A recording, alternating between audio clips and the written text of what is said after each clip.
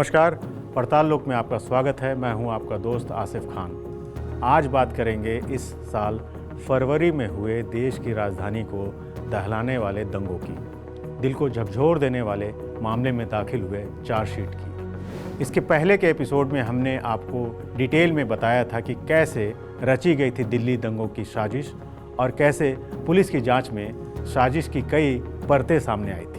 इस साल फरवरी के महीने में दिल्ली समेत देश के कई हिस्सों में सीएए और एनआरसी के खिलाफ विरोध प्रदर्शन हो रहे थे। सरकार के फैसलों के खिलाफ जनता का सड़क पर उतरना कोई नई बात नहीं है, लेकिन फरवरी में नई बात ये हुई कि कुछ लोगों ने विरोध प्रदर्शन के खिलाफ विरोध शुरू कर दिया। ये अपने आप में अनोखी बात थी और बात इतनी बढ़ गई कि मामला सिर्फ सीएए और एनआरसी के विरोध या समर्थन का नहीं रह गया।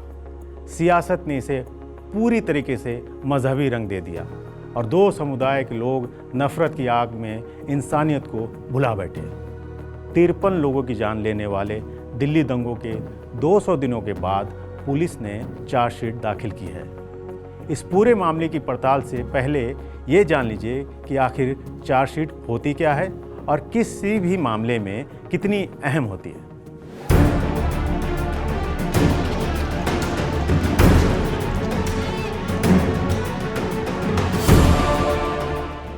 दिल्ली पुलिस की स्पेशल सेल ने इस साल फरवरी में हुए दिल्ली दंगों के मामले में 17,500 पन्ने की चार्जशीट फाइल की है। पुलिस ने एफआईआर दर्ज होने के बाद चार्जशीट फाइल करने में 200 दिनों का वक्त लिया।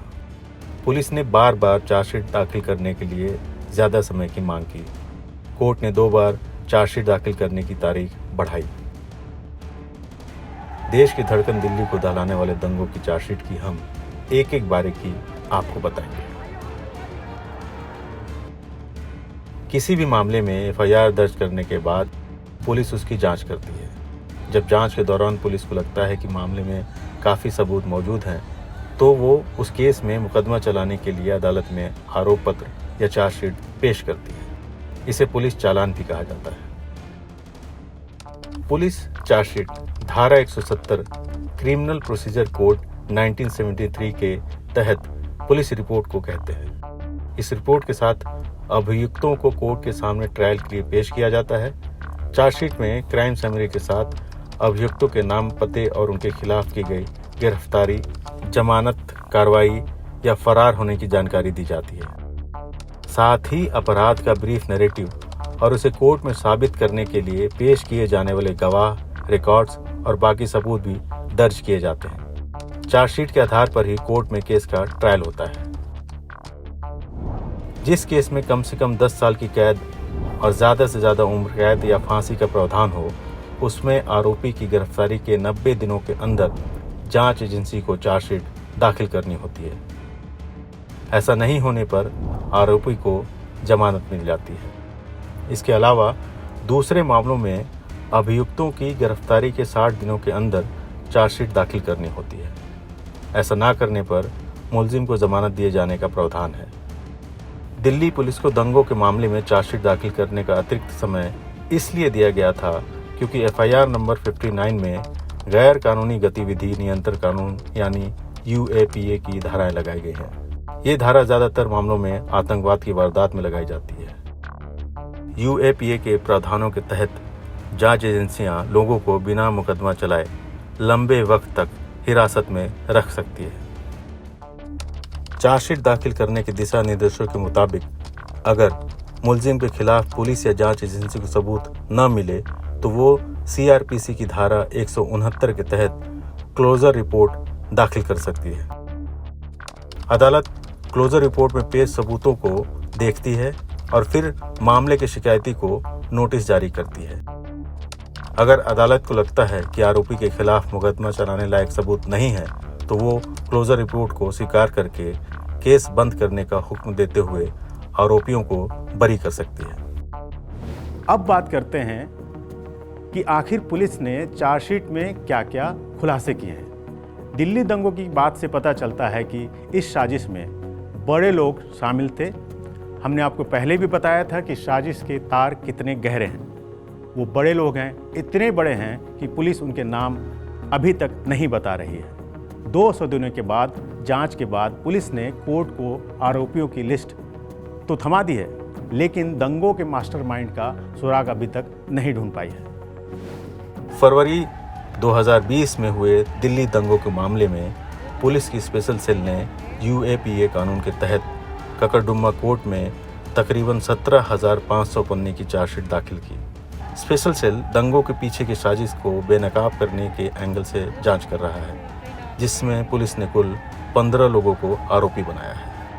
चार्जशीट में पुलिस ने इस खुलासे का दावा किया है कि कैसे प्लानिंग करके पूरी दिल्ली को हिंसा की आग में ढकेला गया।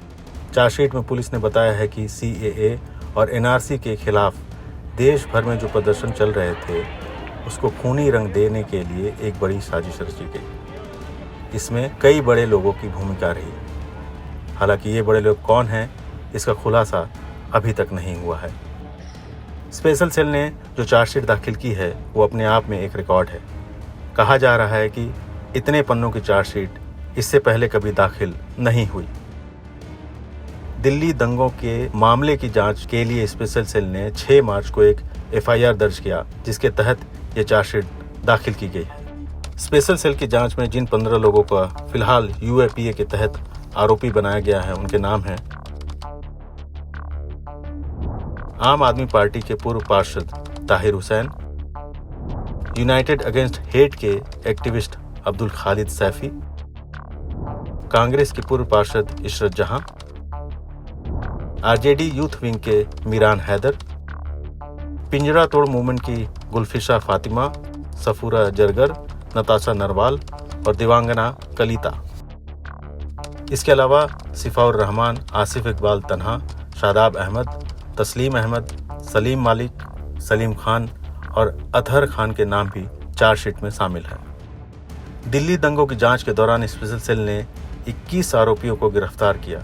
हालांकि इस 17,500 पेज की चार्जशीट में उमर खालिद और सरजिल इमाम के नाम शामिल नहीं हैं, जबकि इन्हें गिरफ्तार कर लिया गया है।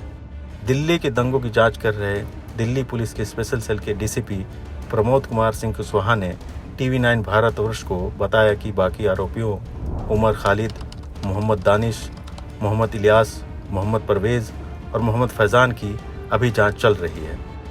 जैसे ही पूरे सबूत मिल जाएंगे, पुलिस इस मामले में सप्लीमेंट्री चार्जशीट दाखिल करेगी। पुलिस सूत्रों के मुताबिक जांच में ऐसी कई सनसनीखेज बातें सामने आई हैं जिनका बिना सबूत खुलासा करना ठीक नहीं है। सबूत जुटाने के लिए उमर खालिद से भी गहरी पूछताछ की गई है। बताया जा रहा है कि दिल्ली में सीएए के नाम पर भारत सरकार विरोधी धरना प्रदर्शन और फिर दंगे फसाद के पीछे बहुत गहरी साजिश थी। दिल्ली दंगों से जुड़ी कुछ खास जानकारी भी आपको बता देते हैं। इस मामले में अब तक 751 एफआईआर दर्ज हो चुकी है, 250 चार्जशीट दाखिल की जा चुकी है। दंगों में 53 लोगों की मौत हुई थी। 108 पुलिस वालों समेत 581 लोग घायल हुए थे। एक आईबी अधिकारी समेत 2 पुलिस वाले भी शहीद हुए। दंगों के 571 आरोपी हिंदू हैं, जबकि 582 आरोपी मुस्लिम।